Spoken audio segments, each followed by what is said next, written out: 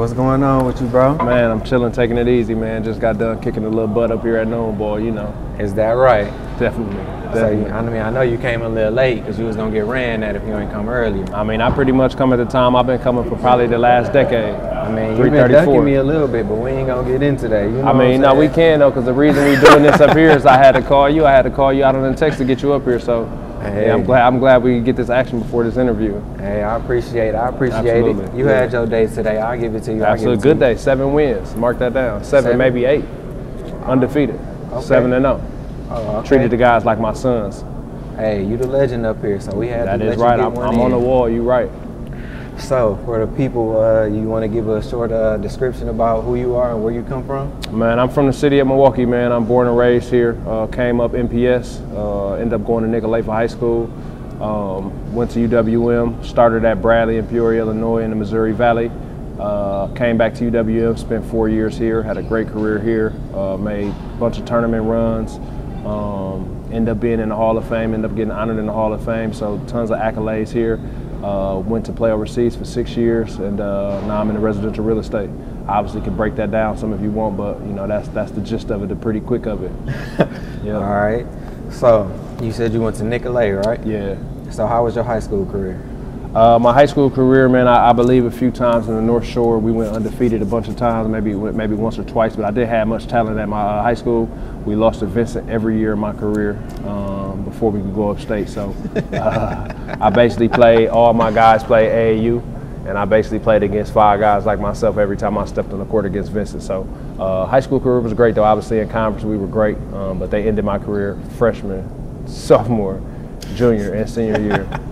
And my senior year, we was up 3. I'll never forget it, one of the biggest disappointments of my life. Up 3, 1 minute and 30 seconds to go. I get stripped at half court. It was a foul.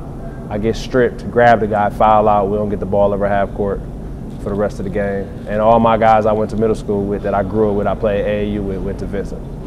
Yeah. So that hurt. You know that you just got to find something in the failures. You know, it taught me something for my career. You know, you got to make something happen. You got to cherish the moment. Yeah, that was in them days, man. I remember Vincent was the team every single year. Yeah, they had a dynasty for a long time. Games was packed every single time. Lots of dunks, lots of high-level basketball. Most of the years we played, I believe my senior year, they had 7 high major players. You know, so they were stacked. They had real players. You know, had a lot of good players come from the city. Went through Vincent. Definitely. Yep. So what teams recruited you out of high school? Man, out of high school, man, I pretty much had, I went to Bradley, and Bradley was like the 7th or 8th best conference in college basketball. I signed for a full ride before my senior year. Now looking back, I probably would have waited a little bit longer. I knew really nothing about college basketball, so I ended up just taking a ride. They said they wanted to give me a full ride, give me my own crib. I was kind of having some problems at the house. I ended up getting kicked out my senior year. So to have a comfortable situation and be able to have my own crib and have a full ride, they told me I was going to start. It was in a good conference. I just took it. And not saying it was a bad deal, but I could have gone higher if I would have waited. But like I said, I like the security of it. Right. Yep. I understand that. So when did you decide to transfer to UWM? Man, my coach got fired, man. I played with a kid named Danny Granger that was in the league, man. We had a great freshman class. We were actually terrible my freshman year. I think we won 11 games. We didn't have any bigs when I was there, but the coach was crazy. Coach ended up getting fired. He was going through some personal problems off the court. But I mean, I really just, every situation in my life, I really just try to take some positives out of it. You know, the coach was crazy, but he taught me a lot about discipline. He wasn't a great coach, X's and O's, but you just take a little bit from everybody. So I transferred. I finished the year out and I transferred at the end of the season, but I had made my mind up pretty much in the middle of the season. We had, my coach was like militant, man. We had to, no phones. We had to stay in hotels on the road before games at home, like all type of little funny little rules I really wasn't into. It was kind of like Army-ish, you know. You in college, you got to have some fun. I wasn't really into that. We had bed checks. Couldn't have no chicks in your room. I'm like, nah, I'm out of here. That's about when I decided I was gone. Right. Yeah. So, but good experience. Like I said, I got no regrets about any of the moves I was able to make. Yep. Yeah. You. So, being a part of the best UW team ever. Yeah. How did it feel? You know what, man? When I came back, the coach was Bruce Pearl, and I tell a lot of people this story, man. We were playing at the Kalachi Center, which is where we are now. The gym holds about 5,000 people as a capacity. We at the gym, you know, we usually getting out. My red shirt year, I didn't play, so when you transfer, you got to sit out a year. So we were getting about maybe 3,000 fans, and the coach's idea was to move down to the Mecca where the Bucks won the championship in '71. So we went down there. It was me and one of my other partners that I played with, and the coach told us, man, we're gonna sell this building out. And I just remember looking around. The capacity for the building is 10,800. And I just remember looking around. I'm like, dude, think I'm one of his girlfriends. Like, he don't have to lie to me. Like, even if we do get good, you know, I don't think we're gonna sell this building out. It's downtown. We play an arena right now that hold 5,000 people, and we only getting, you know, 60% of that in. So, I remember the tournament game. I still kind of get a funny feeling when I see it. I remember the tournament game. I was in the locker room and they announced it. UWM sells out the U.S. Cellular Arena. They announced it, 10,800 people. I go out there and I just never forget that feeling, man. It was crazy to see how the city really jumped on our back, because it was the first time UWM had ever done something like that. I believe before I got here, it was the first. My red shirt year actually was the first time UWM had ever gone to the tournament. But I mean, the feeling to have the city on our back and had a fanfare like we did and getting all the love we got, it was amazing, man. It's one of the best basketball, one of the best one of the best experiences of my life. Something like celebrities in the city, huh? Oh yeah, I got a lot of love, man, and still to this day, you know, for me to be, I'm a hometown hero, and I ended up getting a lot of business connections and, you know, stuff that matters now. I'm a 35-year-old man now, so a lot of stuff that matters now came from my college career and came from my networking, man. So it ended up being awesome, man, for real. Right. Yeah. I know y'all had a huge impact, because I talked to a lot of adults, and they still remember, even adults that weren't into basketball like that. I'd be like, yeah, I'm hooping at the gym with Joah Tucker, and they're like, oh yeah, I remember him.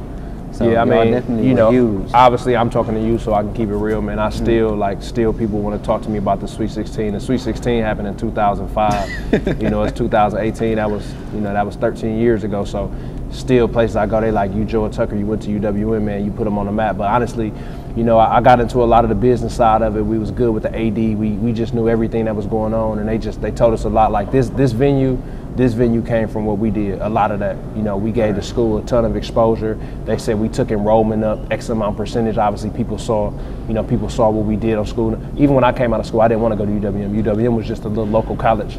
Right. You know, they played in the gym. I played in the high school. That's why I didn't come here. The gym was too small, 5,000 people. I had dreams of playing in front of 20,000 people. Right. So we put UWM on the map, and I just recall, you know, like I said, I got so many stories, but I remember people still tell me to this day, man, I was on spring break and to see my little college on TV winning games. We didn't just go to the tournament and get smacked. We went and smacked. We went and put the smack down, you know. So on the top teams too. On the best teams in the league. I know we played Boston College. They were #1 that year, my junior year. Right. #1 in the country. They was 20, 22, 23 and 0 to, you know, the beginning of the season. Right. We treated them boys like they were supposed to be treated. They didn't respect us, and they respect us now. Or they respected us then. Yeah. So great stories, man. I got millions and millions of stories, man. Yeah. So you still stay active and play often? You know what, man? Like I'm 35, so I don't play as much as I used to. I play a lot of times in the winter. I play a lot of golf in the summer. That's a low stress on your body sport. Right. So I play a lot of basketball in the winter, man. But obviously it's getting a little tougher. I do more working than I do playing these days.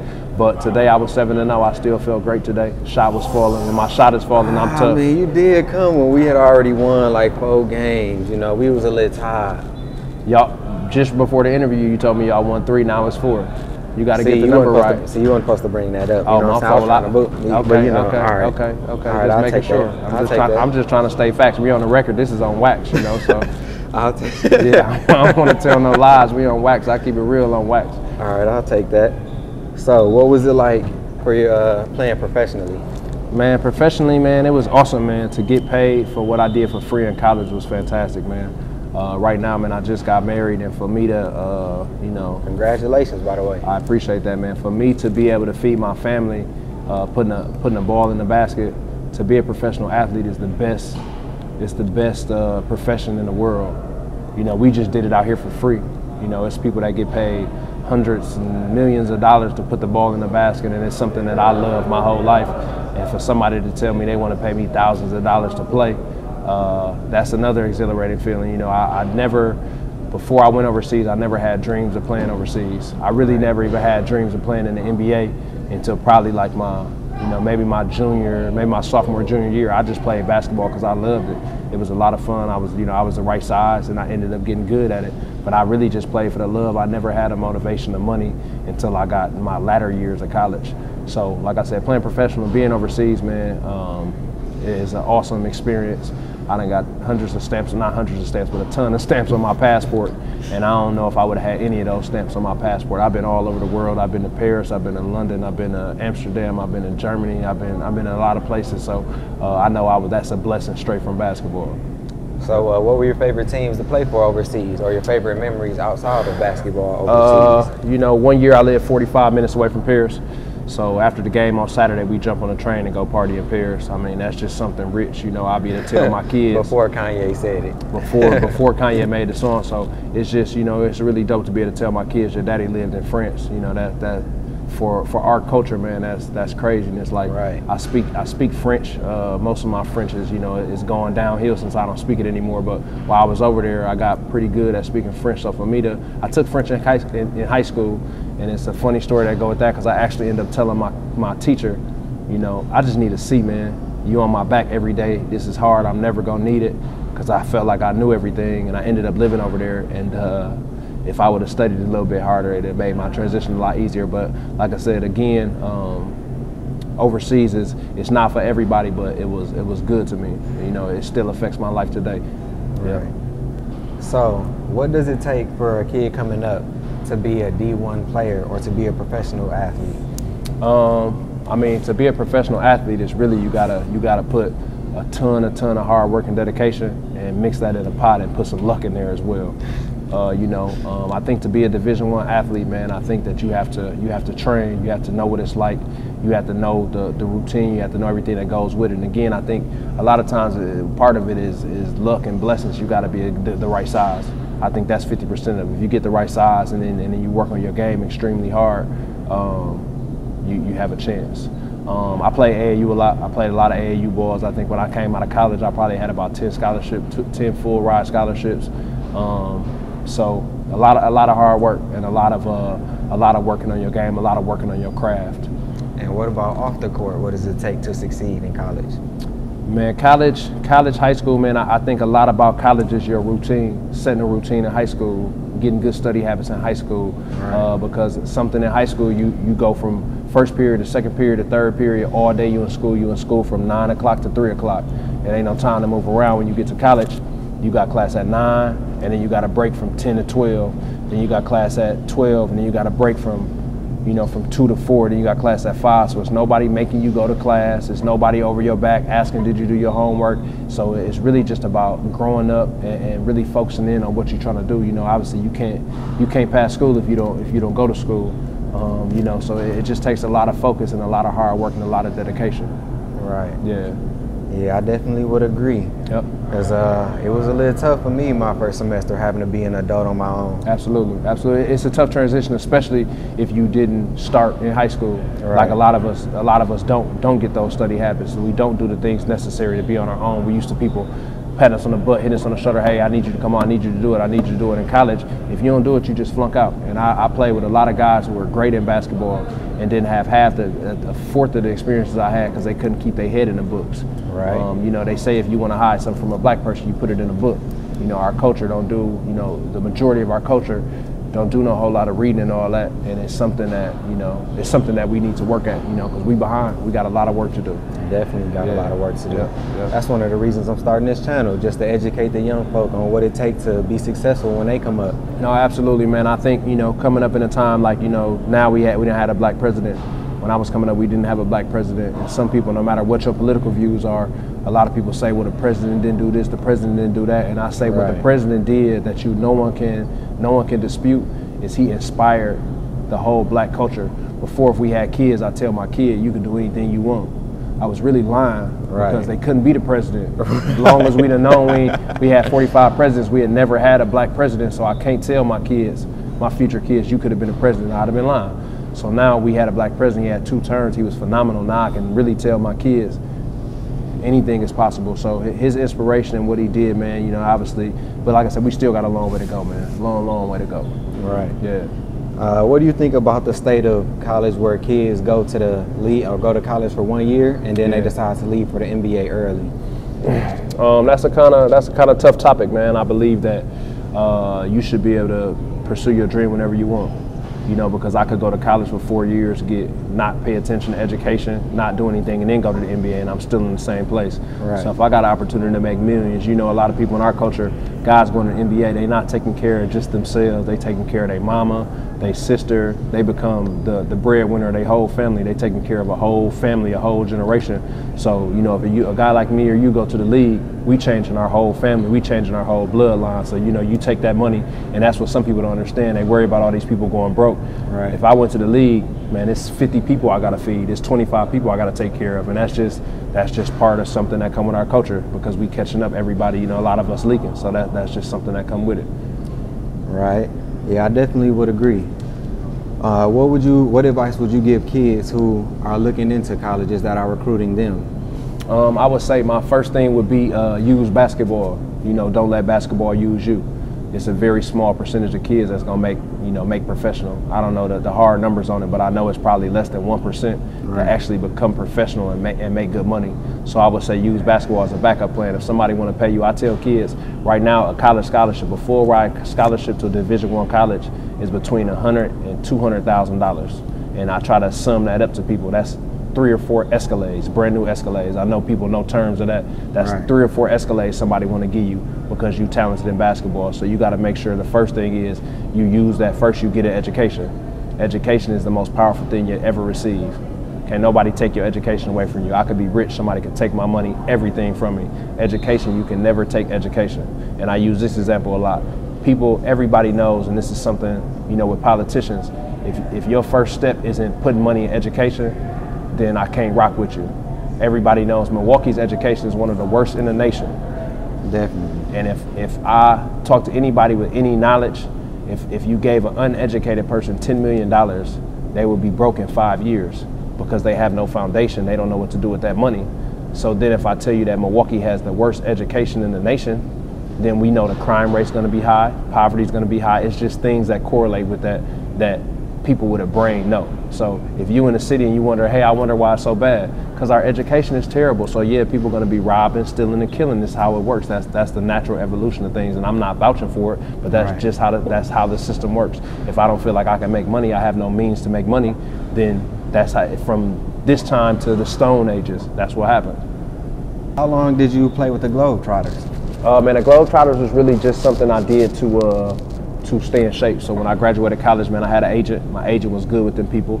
So I started playing with the Globetrotters. The Globetrotters had 2 teams. They had a show team, the people that do all the tricks, and then they had a competitive team that went around and played, you know, exhibition games against colleges. Right. So I got an opportunity to play with them. I went and worked out with them for about a month. So I was able, my agent wanted to get me out of the city and get me in a basketball setting. And that was really, man, that was really it was my first experience as a professional, my first time I received a check to play basketball. Right. And I never forget a conversation I had, and this is good for the kids, man. When I first got there, I'm working out with a guy, and they just shooting around. It was shooting around. Or, you know, practice was starting, and they was getting shots, and it was a dude. He wasn't missing, and I'm like, man, that's crazy. You're not missing. He like, man, I'm a professional. This is what I get paid to do. If I don't make shots, I get fired. And that was like a aha moment for me. Like, let you know it's real. When I got to the crib, I got back to the hotel. I'm like, oh, that's crazy, man. He a professional. He like, if I don't make shots, I don't feed my family, and that always ring out with me. I always remember that for my whole life, because like I said, you know, if you make bread, you gotta make bread. You gotta be good at it. Right. If you play basketball, you gotta put it in the bucket, or they're gonna get somebody that can, and you're not gonna have a job. Man, yeah, I learned not to underestimate people in the NBA, because I played at the YMCA in high school. Yeah. And Tony Smith would come and play up there. Yeah. And this is when older Tony Smith. Yeah, the old Tony Smith. Still had work. Right. Yeah. I mean, he would come in and go 11 points straight. No game. Problem. No so we sweat. was like, you know what? We gonna double and triple team him. He's still mixing us, pulling up, hitting everything. And he was about 40, 50 something. Ball head, you gotta understand, man. There's a lot of people who don't know the game, man. You know, definitely. As professionals, you know, people talk, oh, he a bum in the league. The 400th guy in the league. However, it's 450 players in the league. The 450th guy will give anybody you know work. Literally. Work. Everything. Put all your money up. He gonna give him work. He might not ever play. The 15th man on the worst team on the league will give everybody in the gym we just played with work. Oh yeah. Yeah. They give you a whole new respect. Yeah, absolutely, man. The thing about professionals, and something I tell the kids as well, you know, them shots LeBron and Kobe and Kevin Durant, the shots them guys make, that's not by chance. Them guys not making them shots. They just come to the gym and they great. It's about repetition. It's something they work on. It's something about preparation. It's something they worked on their whole life. Yeah, and that's really what it takes. That's part of what it takes to be a professional, is perfecting your craft. Yeah. All right. So what do you think of the current status of the NBA? I think it's awesome, man. I think it's the best the game ever been. I think it's the most competitive it's ever been. I think just overall, the overall landscape, it's a lot of guys getting big bags. NBA is taking over as the most popular sport in America. Guys speaking up on social issues. I just think overall across the board, the talent level, the media, just everything that goes with the NBA. I think I'm a basketball fan. I like football. I like baseball, but I'm a basketball fan, so I have a bias. But I think overall, it's hands down the best league in pro sports. So are you a fan of what people call super teams? You know what? I think that the people are confused about super teams. Right. I'm a big LeBron fan. People say LeBron started super teams, but then you look at a team like the Bulls. People don't know basketball. People don't know basketball. Like I think it's foolish. You look at a team like the Lakers. You look at all the great teams. They got 4 Hall of Famers, 5 Hall of Famers on their team, Hall of Fame coaches, Hall of Fame organizations. This been going on for forever. So to say LeBron started super teams, I just think that's ridiculous. LeBron went up against Boston. They got 4 Hall of Famers on their team. Shoe-in Hall of Famers, easy. You know, you got all-time greats that played on that Boston team. So, I don't even know if I agree with super teams. Super teams are just something that's happened all the time. And some people say, well, teams, if it happens organically or not. It don't matter if it happened or either. Right. If you get signed or they draft them, it's still the team. It don't matter. It's nothing that says that you have to draft a guy to be good. Like, I don't agree with that. And something else, you know, they say Bron started a super team. A super team is Golden State. A super team is the best team ever in history. Golden State is the greatest team statistically in the history of basketball. 73-9. They beat Mike record. And then they added the second best player in the league. That's overkill. That was the Bron Buster. They did that because Bron beat the best team ever in the history of the game. So they said, you know what, we're going to add another piece. We already had the best team ever. We got smacked by Bron. We lost to Bron, one man. As a competitor, how do you feel about KD joining the Warriors? I think it's the worst move in sports history. I want to look at the camera and say that it's the weakest move in sports history. As a man, I think that in all of sports? In all of sports history, in the history of sporting, they had Golden State down 3-1. I'm a super fan. I'm pure. I'm in front of the TV with 2 TVs going. I'm watching the games. They were up against Golden State 3-1. His team, he played with Russell Westbrook. He's an MVP. His team was good enough to beat Golden State. They wet the bed.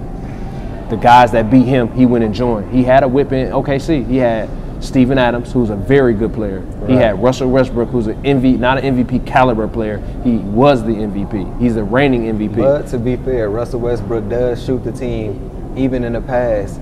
He did shoot the team out of the game in the fourth quarter a lot of times. No, I agree. My nickname for him in our chat is Wrong Way Westbrook. WWW. Wrong Way Westbrook, because he don't play the game the right way. But at the same time, they was up 3-1. You got to close out. As Kevin Durant being the best player, even if he shot you out, he only should be able to shoot you out of 1 game. He shoots you out of 1, then you can't let him shoot you out 2 straight games. Right. That was on Kevin Durant. Kevin Durant didn't play great in them games. And like I say, to join them, worst move in basketball, the greatest team of all time. That's facts. Right. He joined that team. We never in history of sports, I don't think we ever had 2 MVPs in a prime playing the same team. Yeah. That kind of would be like you going to play with Vincent in high school or something. No, it wouldn't have been no fun. We'd have just won all the state championships. Right. It wouldn't have been any fun.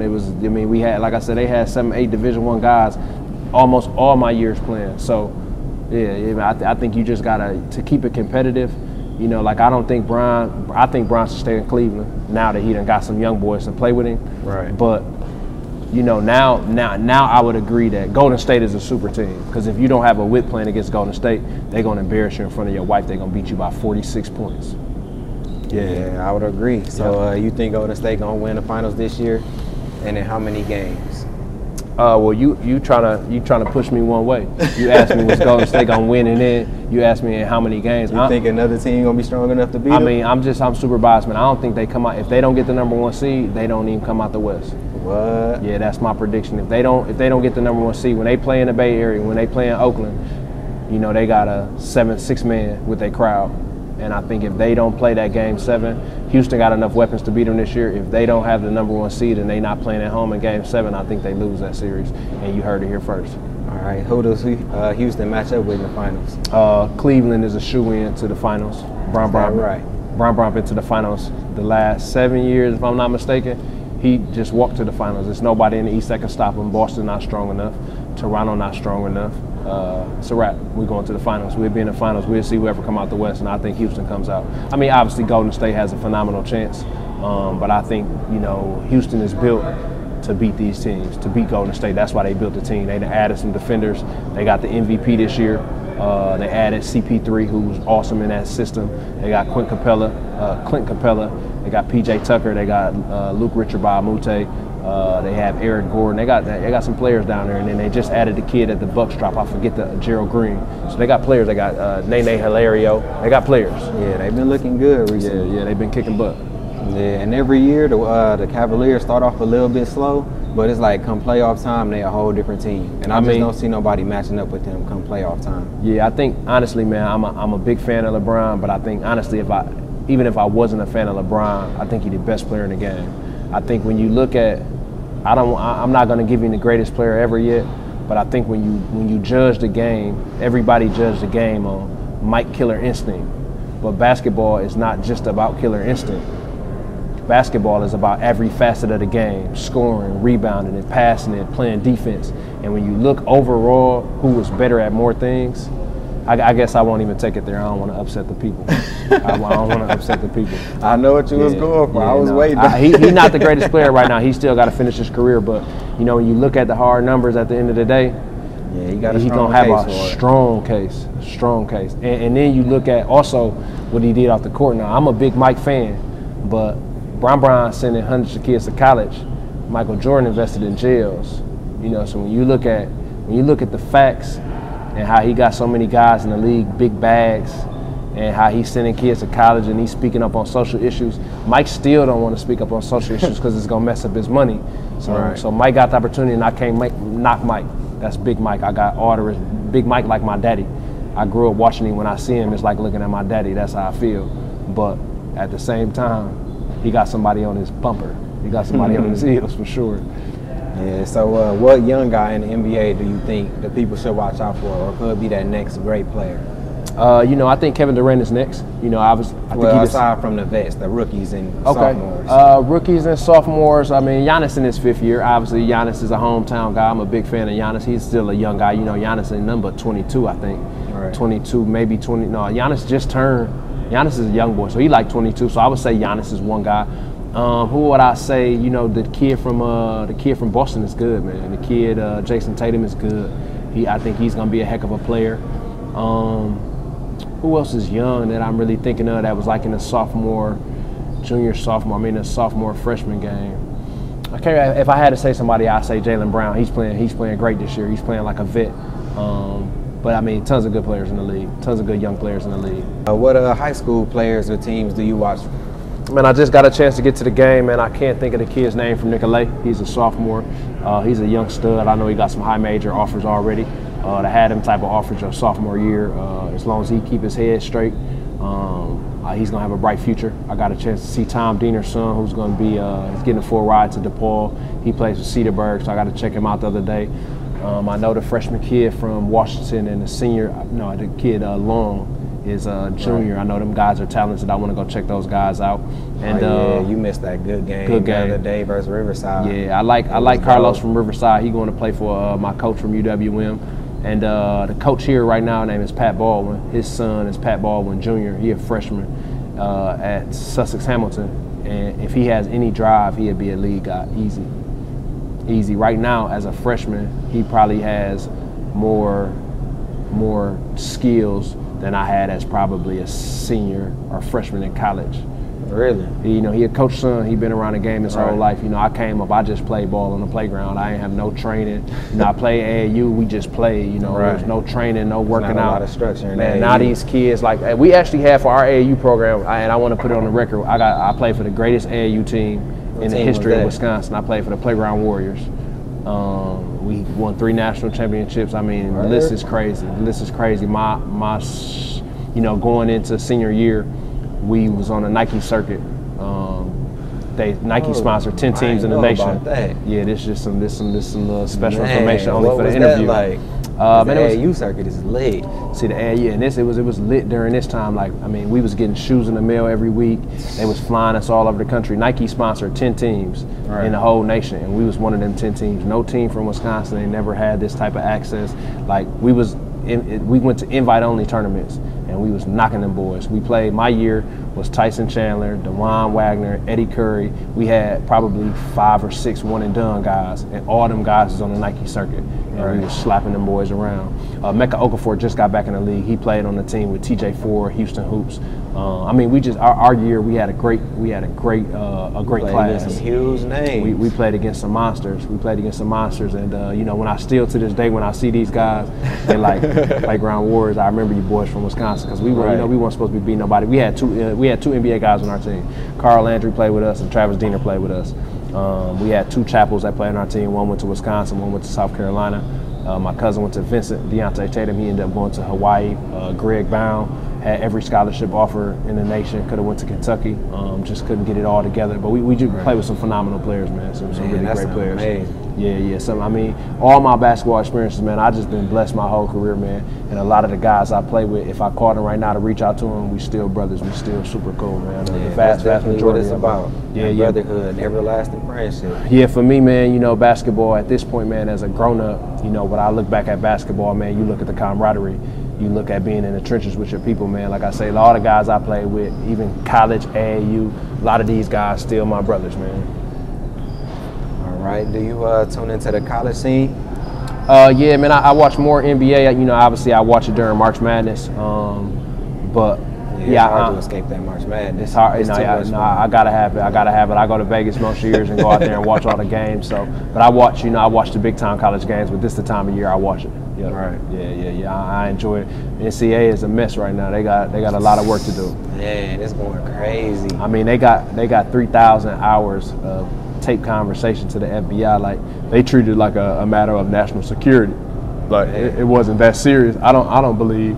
But it's a system that's been messed up for a long time. Right. And they got to fix it. They got to pay the kids, man. If you got a university, I always point out Wisconsin because I'm from here. But if you got a university, they sell out every football game. They sell out every basketball game, and they making millions and millions of dollars off these kids, and they're not giving the kids no money. I don't know the exact solution because you can't just get the kids too much money because it's gonna kind of not even mess it up. They also getting scholarships, but some of these kids just need some pocket money or something like that. Chris Webber and them guys started. They said, we go to the store, our shoes and our likelihood on jerseys for $100, and we can't take our girlfriends bowling. Like I should have some money to take my girl to the movies or, do something like that. To get some pizza for the night. Yeah, I should be able to do that. I shouldn't be poor in a school, just sold out the game and made, $150,000 in revenue on one night. So, a lot of these kids don't come from the best backgrounds. No. Basketballers, they trying to make a way out with it. I tell people, man, the NCAA tournament this year, NCAA tournament ticket is $150 for one ticket. That means everybody come through the door. The ticket's $150, and they probably more expensive now. $150, you get 2 games, but it's $150 a ticket all across the nation. And we talking about millions of fans times $150. That's a lot of money, man, and it's only staying in one person's hand, one organization's hand. So yeah, that money got to be spread out. But they've been getting money like that for a long time. I'm sure they're not in a rush to let it go. Definitely. Yeah. All right. What are 5 things that somebody should know growing up in Milwaukee? Or 5 things you would tell an outsider? I would say, for one, watch where you're at. Know your location, know your surroundings.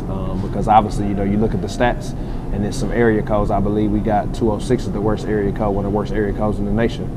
So I would say, growing up in a city, the first thing I would tell you is, check your surroundings. Always know where you at. And something that probably all people parents told them is watch the company you keep. You know, that's a big one. I would say, you know, get an education, get a good education. Try to find a good school, get a good education. That would be 3. Another one would be, you know, set goals, man. Kind of make a plan. You got to make a plan because the stats on people of our color aren't very good, and it's because, you know, we don't have the foundation that I think other cultures have. We don't have the history and all that. So I would say the 4th thing would be make a plan, and I would say the 5th thing is, you know, find a way to better your city. You know, I'm from Milwaukee, man, so my heart is in Milwaukee. I'm gonna do a golf outing this year, man. I had a homeboy get killed a long time ago that I played ball with. I'm gonna do a scholarship in his name. I think the number one problem in Milwaukee is something I talked about is education. So I want to do a scholarship in my homeboy name. He came up, he was a product of his environment, you know, didn't have a great foundation, was blessed to play basketball, and he got killed, you know, and it's a reality in Milwaukee. I seen him excel to the top, and then I seen him come all the way down, and it's just a vicious cycle that people go through. I think I wasn't an advocate of giving people excuses in Milwaukee or giving people excuses, especially our culture, for not making it.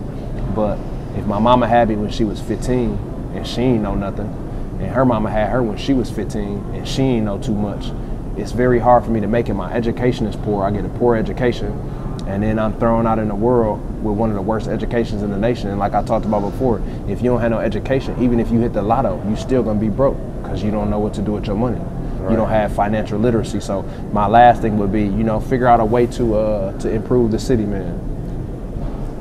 Right. So speaking of money, how did you handle being paid to play basketball? You know what, man, I had an opportunity, man. I started hustling early. You know, I was a caddy when I was 13, 14 years old. Oh, so you were used to working for it. Yeah, so I remember I tell people, man, when I was 13, I used to carry 2 bags on a Saturday morning. I got there at 6 o'clock. I carried 2 bags on my shoulders. 6 o'clock, I go out, a golf round, I take 4 hours. I go out from 7 to 11. I get some lunch, and then I go out from 12 to 4. I'll be done at 5. I did that on Saturday and Sunday. So 13, 14, on the weekend, I got $200 in my pocket. I'm going to buy all the Guess jeans. I was fitted at school. It wasn't nothing you could tell me. So I got used to handling, for that age, I was rich, $200 cash. I'm 13 years old, I'm rich. Right. You can't tell me nothing. And I know when money went a lot farther than today. Correct. Inflation, so. Yeah, I mean, if I had $200, I could go get a whole fit for the week. I get the best jeans, the best shoes, boom, boom, boom. I'm at school, dead fitted on Monday. And then I could go back and get it again. So I was fortunate to get to making money of my own early. Like, I came from blue collar parents, man. My parents ain't buy me Michael Jordan, no, none of that. I had to go out and get it myself. My people from Mississippi, they just believe in hard work. You got to get out there and get it your own. You know, so like I said, that was my first job. So I've been working gigs. I've been working my whole life. And I was able to manage money. I always had some money before I got a big bag, before I got my first check. So that helped me. That helped me a lot. It wasn't like basketball wasn't the first time I touched some thousands of dollars. So that's what helped me. I can't say my people, like my parents, was very big on teaching me about money. It wasn't a conversation we had. But like I said, I had an opportunity to manage my own money at an early age. So that's important. That's very important, man. I think, you know, something else that we got to work on is financial literacy. That's something that's big. You know, you got to know about interest rates. You got to know about mortgage rates. You got to know about credit card interest rates. You got to know about, you know, all that type of stuff that they don't teach in school. You got to know about taxes. Right. You know, a story a lot of people tell, people get to the NBA, they make $10 million, they get their first check, and they tell them, no, this short. They say, no, you got to pay Uncle Sam. They like, I ain't know I had to do that. Like, we got to know about stuff like that. You sign for $10 million, they take it 30%. That means they're going to take $3 million out of your $10 million. So now you got, and that's another thing people don't understand about when people get broke. They say, Latrell Sprewell, whatever the money he made, that's the big homie. I fool with Latrell. They say Spree made $200 million in his career. But you got to think about where the 200 is. You got taxes, 200. Now they going to take 30% of that. That's $60 million. Now he got 140. Now you take that 140 and divide it by 10 years. Now you got 14 million a year. Man, that money goes fast, man. That money goes fast, man, you know, and it's tough. But and obviously, if you do it correctly, you can live for forever. But like I said, again, in our culture, if I'm taking care of 20 people, and I'm sure, you know, there's some mistakes made, but if I'm taking care of 20 people, you know, if I got $100,000 and I got to take people with me, man, that $100,000 is going to be gone quick, fast. It's divided by 10. Yeah, I know some people that came up with the trail. He definitely was looking out for the family. No, he was showing love. He was showing love, and the thing about it is, people who come from nothing don't mind going back to nothing. That's what they're used to. So if I'm 18 years old, I ain't never had nothing. My mama been on welfare, the whole nine. I get paid. I get stupid money. To go back broke don't mean nothing. That's how I grew up. That's all I knew anyway. So I enjoyed the ride. I went all the way up. I touched the top of the mountain. And then I came back down. I'm happy. People don't even realize. I mean, I can't speak on him. We just speaking in general. Right. But man, them people not. Them people still doing good. They may not be rich, but money don't make you happy though. Right. Money not the rule. It's not the end of. It's not the end of nothing. Money don't equate to happiness. Now it can't help you. Money can't help you. They say you ain't never seen nobody not smiling on a jet ski. Right. But money don't make you happy. I done had big money and been in a bad place in my life. So. It's just how I work. All right. So did you play for in a TBT tournament with the UWM? Yeah, man. I got a chance to play for the TBT tournament, man. It was a great experience, man. To lace them up with all my brethren from back in the day, man. We put together a team that spanned probably 15 years. We had a guy that graduated in 2003 all the way to a guy that graduated in 2018, to graduate this past year. So to put all them guys together, all them Panther greats, was just an unbelievable feeling. Obviously, I don't play organized basketball no more. I stopped playing in 2012, so I haven't played organized basketball in about 6 years. So to be able to have the opportunity to get out there and play, man, the tournament is dope, man. I mean, obviously it's for $1 million or $2 million. So the tournament is an awesome idea, but really just to, like I said, the camaraderie I had with my boys, with my old teammates, is something that I take to my grave. So it was great to get out there with them again. All right. Yeah. What is your single greatest basketball experience? My single greatest basketball experience, I would probably say an easy one would be, probably the Sweet 16 game. Any game in particular? The last game we played Illinois. Illinois was the runner-up that year. They lost to North Carolina. We played Illinois in Rosemont Arena. It was it's where DePaul plays, so it was in Illinois. We played in front of about 30,000, man. It was a C16. It's the first time UWM had ever been that far. And I dropped the boys off, but we took an L. Yeah. You dropped them off. Yeah, I had about 32 that game. So one of my best basketball memories, but really it was just the overall experience, man. Obviously, I had a good game that game, but I averaged 25 for the tournament for 3 games. So yeah, you definitely was getting it in. I still go back and watch some of those clips sometimes. Yeah, man, it's like I said, man, when you look back at the games, the thing that sticks out to me now is just the brotherhood we had. We was a close-knit group, man, and we partied, but we worked hard as well. I remember we used to have, on Sunday nights, we used to come in, no coaches. And it was voluntary. And we had 12 guys in the gym working out. Coach ain't set it up. We had keys to the gym. This one, it was just the Kalachi. We ain't had this whole other gym over here. These four courts. We just had the Kalachi. We had keys, so we used to come in here and get it in and just battle and just work. And when you put in all that hard work, man, it's nice to see. It's great to see it come to fruition. All the things you work for. Right. Yeah. So after you finished playing professionally, you said you got into real estate? Yeah, I jumped in the real estate game, man. That's what pay the bills these days, man. I blew my first check. My second check, man, I started to buy real estate, man. I started buying real estate in 2007. And that's what I do 9 to 5, man. I do residential real estate. I buy, fix, and rent. I buy, fix, and sell. And I was blessed to get into the industry during a time where the market was in a downturn. 2008 is probably one of the worst times in the history of real estate, and I was fortunate enough to get into the game during that time when prices were rock bottom. Right. I invested a lot of my money I made from basketball into the real estate market, and it's been good to me. Yeah. Interesting. Yeah. I mean, I would say that's a great industry for people to aspire to do.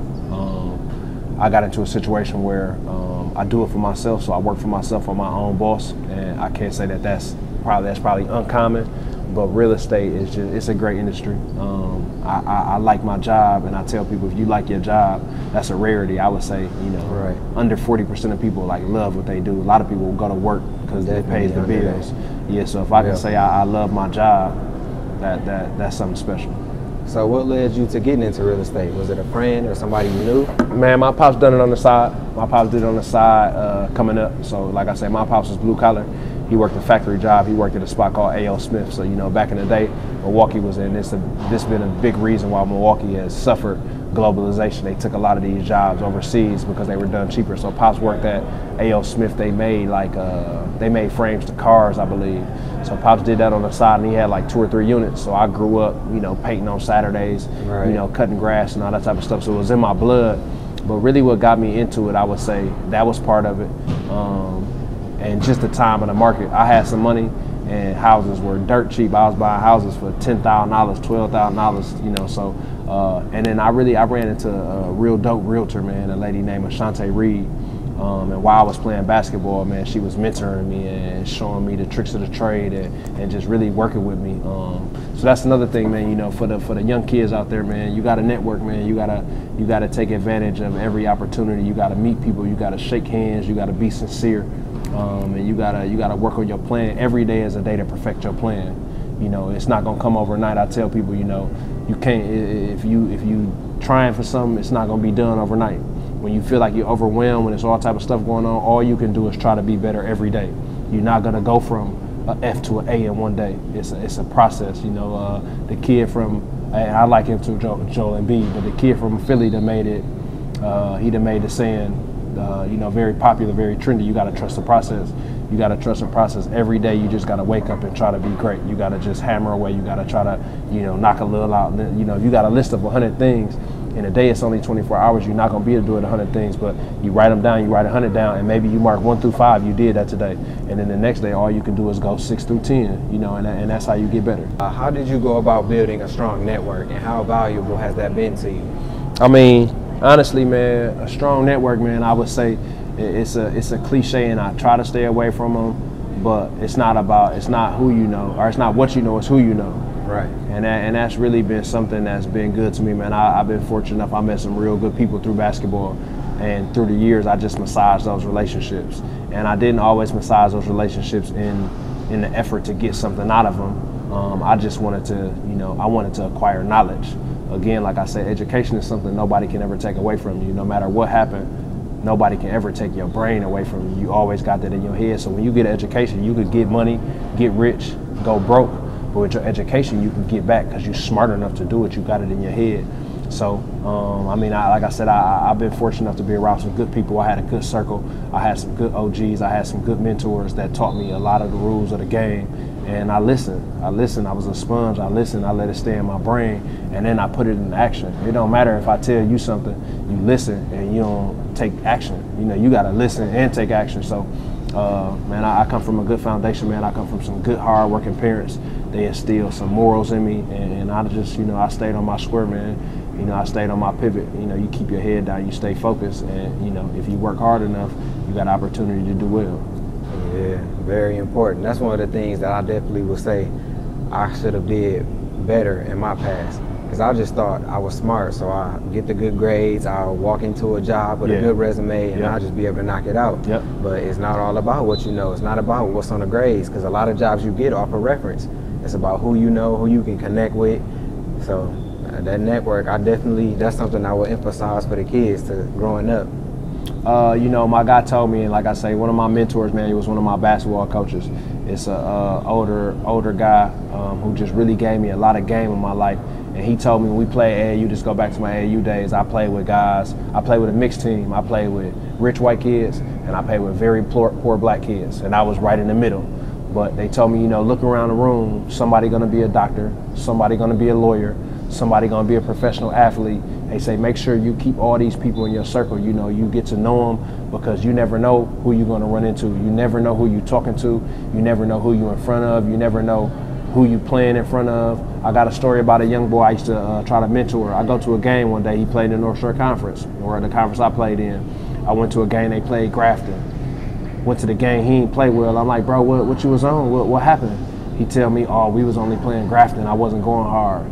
I told him, man, you must be out your mind, man. I'm in the stands. You don't know who in the stands. It could be somebody there watching another kid, and you get a scholarship offer, so you tell me you turned down because you didn't respect your competition. Anytime I stepped on the basketball court, it was to run at somebody.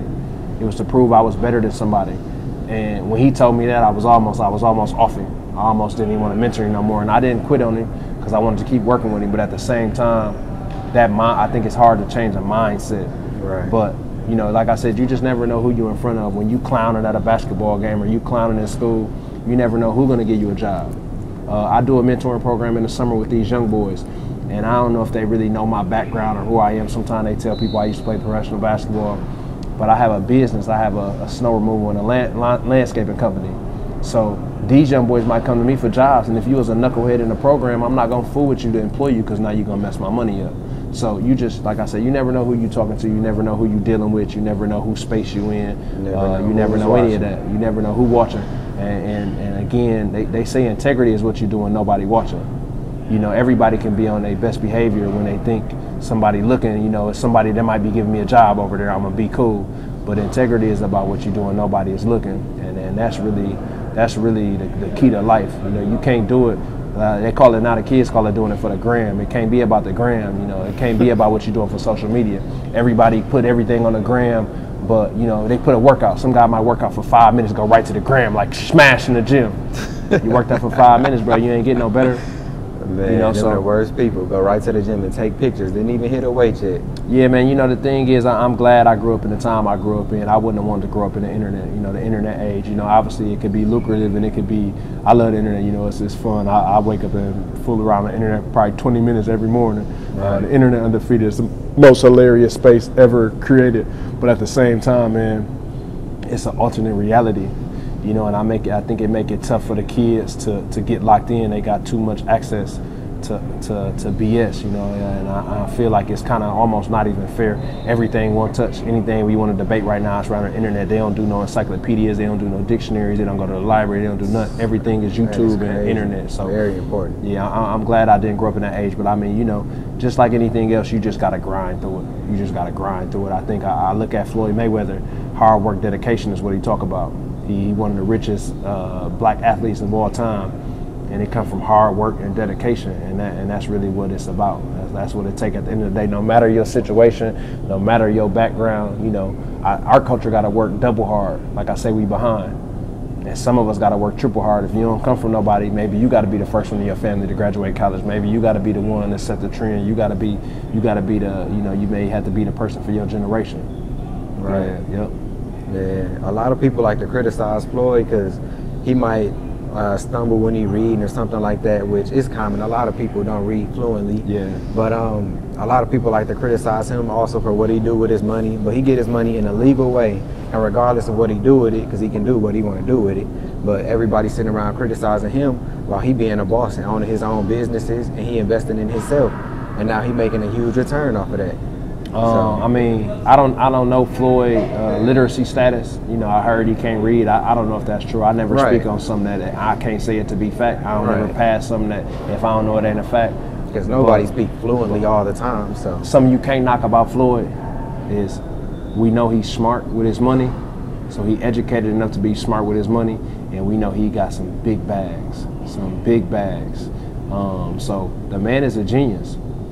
Floyd might be the most wealthy black athlete of all time, or he top 5, and he never lost. You know, he's got an impeccable record. Regardless of what you say about him, he's never lost at this sport. He never been beat in the history of his career, and he done made a lot of money doing it. And like I said, again, from our culture, when you make money and you the breadwinner in your family, it's a lot of people that spread too. So you got to think Floyd done affected millions and millions of lives, hundreds of lives. Right. And that's what you got to look at. Like I say, a lot of times now that I'm older, it's more about, it's not all about putting the ball in the basket or being great at the sport. It's what you do with that. You know, it's what LeBron does with his money. It's what, and something that LeBron did, he forced these other boys to step up. Kevin Durant just gave X amount of dollars to education and yada, yada, yada. If you want to be considered in this world, in this internet age, if you want to be considered great, it's about more than making money. It's about more than putting the ball in the basket. You got to step up and do something with that. You know, you got to, I think, I talked to the young boys from UWM today, and something I talked to them about was, you know, at this age, at 35, man, it's about leaving a legacy. You know, it's all about what legacy I leave. If I leave this earth today, you know, what will people say about Joah Tucker? You know, at the end of the day, you know, I've done a lot of stuff on the basketball court people will talk about, but now at this point, I got to be creating more on the legacy. You know, basketball been done for me for a long time, so what else would they say? Was he charitable? Did he take care of his family? You know, what else did he do? And that's something that's important to me. That's big. You definitely a huge asset to have here. Definitely. You Like definitely I say, give back. You show a lot of love. You come through the gym when you don't even have to. Yeah. You know, so, and a lot of people look forward to seeing you here. No, but honestly, man, that's what it's about, man. My mama told me something yesterday, man. I never knew, man. My name means giver. You know, and that's something I learned last night. I think God put me on this earth to help people. You know, I've been given a lot of opportunity. I've been blessed a lot. And I've always tried to pass on that game. I'm an OG to a lot of young boys.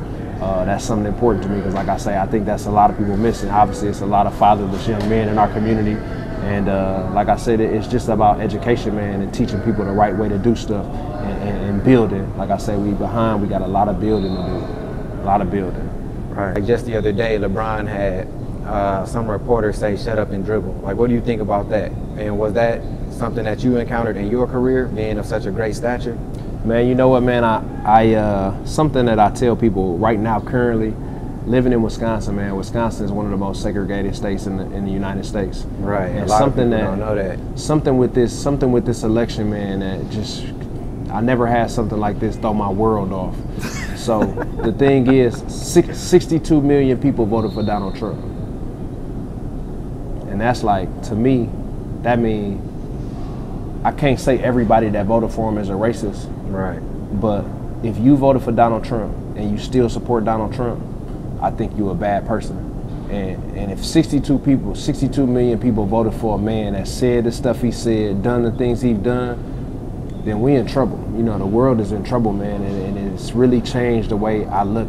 He done made it a very, you know, the race thing is very touchy now, man. It done changed the way I operate, and I hate to say it, but it's true. You know, like I said, it threw me off that 62 million people will vote for that man. So, yeah, that's crazy. Definitely. Do you think any positives came out of Donald Trump being president? Definitely, man. Like I say, that's how I live my life, man. I'm an optimist.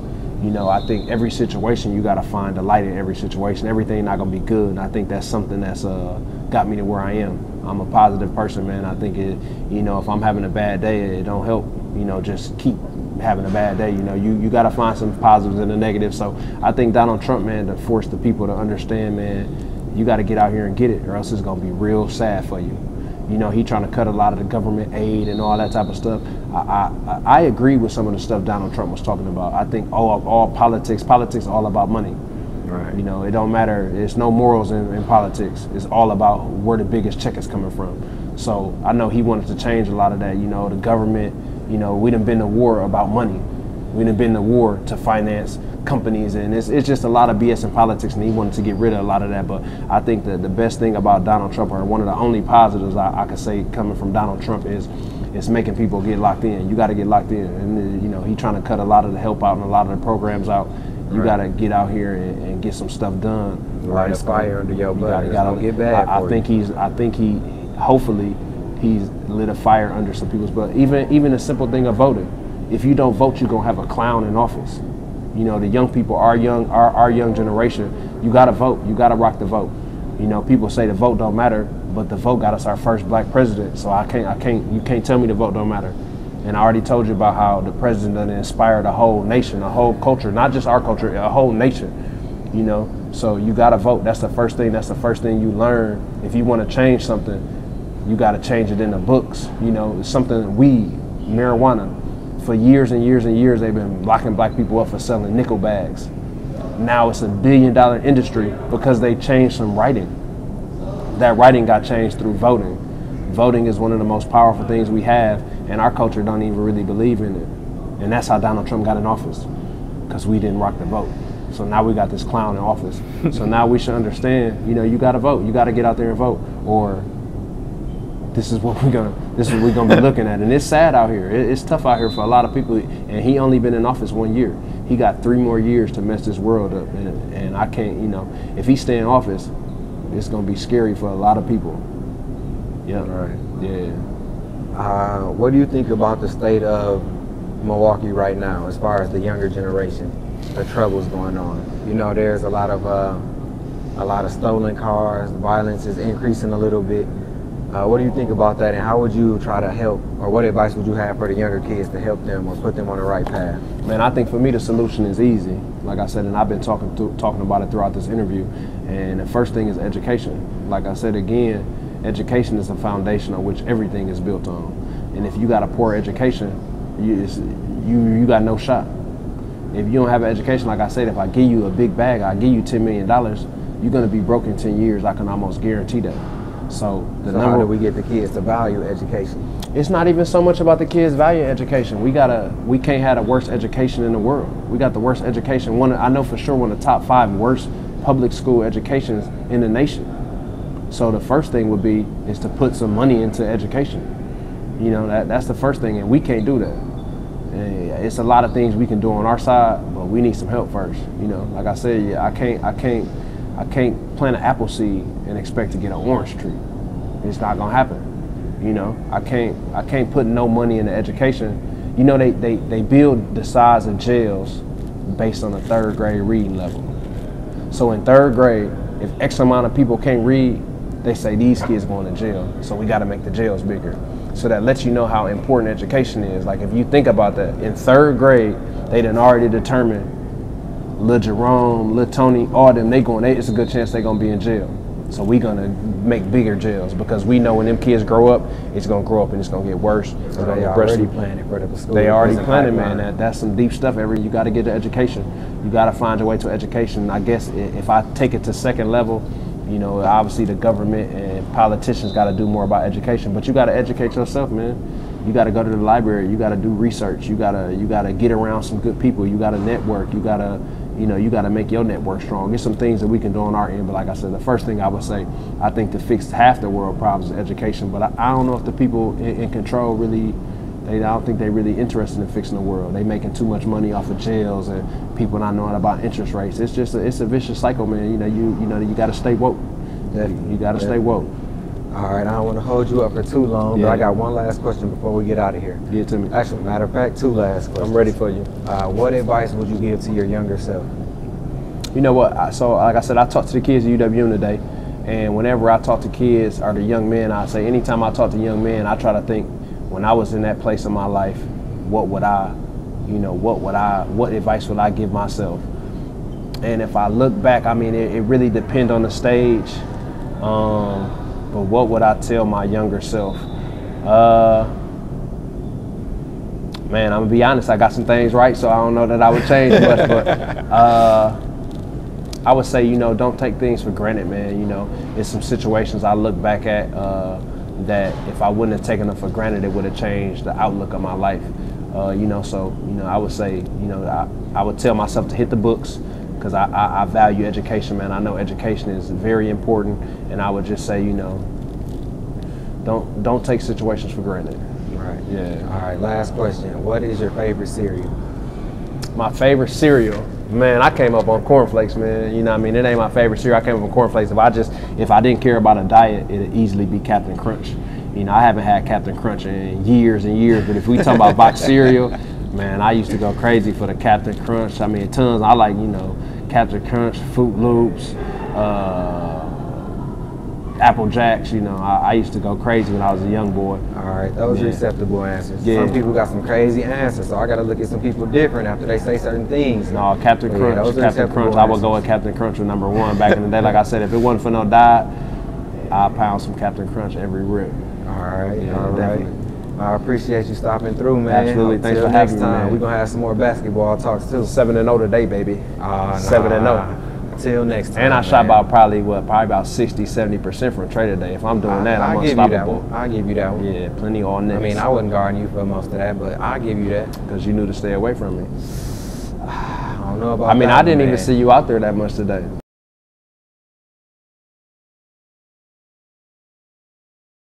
I did get a lot of wins in before you showed up, but still. Okay, we gonna go back to that. You know what number that was now? You settled on your number? It was about 5. Oh, okay. Now that's what I expect from you. It's progressively going up. I dig it. You gotta remember it in the best way possible. Hey, it was no counter out there, so maybe who knows? Ready? Hey, this is 414. Give me again. You said 414 TV. 414 Love TV. 414 Love TV. Yeah. Ready? Yep. This is Joah Tucker. This is 414 Love. Man, make sure you check us out. All right, appreciate it. You know I'm keeping that blooper in there, Nah, right? yeah, you can keep the blooper. It's all good. Like I said, this raw and real. This how I prefer it. All right, appreciate it, man. Yeah, All right. love.